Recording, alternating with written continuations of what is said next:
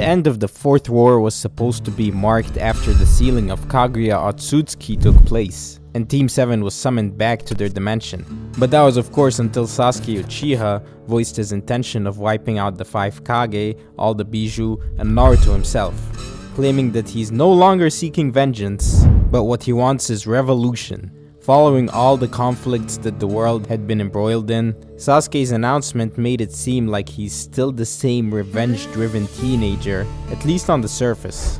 But I think there's a lot more to it than that. So today, I'll be going over Sasuke's ideology and explaining the purpose behind his revolution. Before we begin, I ask that if you're new to the channel, be sure to drop a like and subscribe. Now I'll start this off by stating that Sasuke Uchiha's morality kinda shifts all over the place throughout the series, and I usually classify him as a morally ambiguous person. Even when he defected from the Leaf to join Orochimaru, he wasn't really portrayed as a bad guy, and had a strict no-kill policy, shown when he would defeat all the goons that Orochimaru sent to train him with, without killing a single one, also not letting Suigetsu kill the innocent. He's of course at his lowest in the 5 Kage summit when he's killing samurai left and right with no remorse. Though you have to remember that this was after all the lies and deception he'd been subjected to, and essentially having an identity crisis when the truth about Itachi is revealed to him. Let me go over the author Masashi Kishimoto's own interpretation of Sasuke's morality, and I quote, "Sasuke is basically a very pure person who doesn't think about whether what he does is good or bad. He just does what he wants to do, which causes trouble for others. He's very self-centered, only concerned with himself. Some people might think that what he's doing is good, like avenging his parents or trying to realize his brother's ideals, but he is troubling others in his pursuits. So that aspect is bad." So it's hard to say with clarity whether Sasuke is a good or a bad person. It's all about whether it's right or wrong to be self-centered with your goals. I'd say he's not good or bad. He's just pure. End quote. So Sasuke's shifting personality was all done intentionally and aligns well with his character. Back to the Kage Summit, which marks Sasuke's lowest point, specifically when he carelessly stabbed Karin. And Sasuke would keep going down a dark path until he reunites with his late brother Itachi. And after fighting alongside him against Sage Kabuto and subsequently defeating him, his brother in his final moments proudly says that he's Itachi of the Leaf, which baffled Sasuke. After everything the village put him through, Itachi sacrificed both himself and his clan for the safety of the village. Sasuke needed to understand just what the hell was this village that one would have to go through such lengths for. What is a Hokage? For that, he has to speak to the founder of the village, the first Hokage. Sasuke had put his revenge plans on hold in an attempt to understand his elder brother.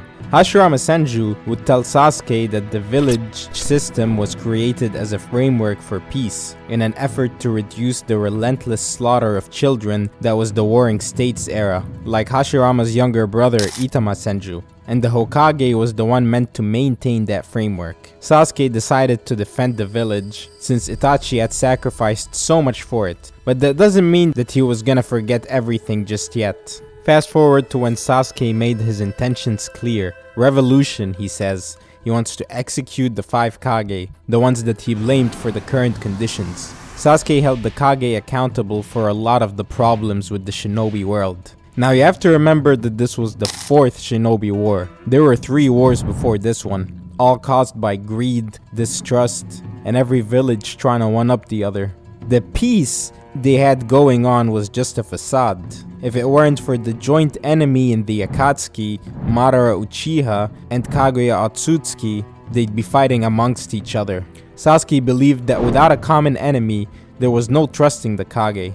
So he would take this role of the common enemy. He saw Itachi as the true Hokage, the one that maintained the framework of peace, the one that sacrifices everything by taking on all the darkness of the Shinobi world just to maintain peace. And Sasuke wanted to follow in his brother's footsteps. The tailed beasts, the ones that always brought catastrophe and destruction, not to mention that they were used as weapons by the village, and scandals and wars would be fought over them. That's why Sasuke wanted to rid the world of them as well.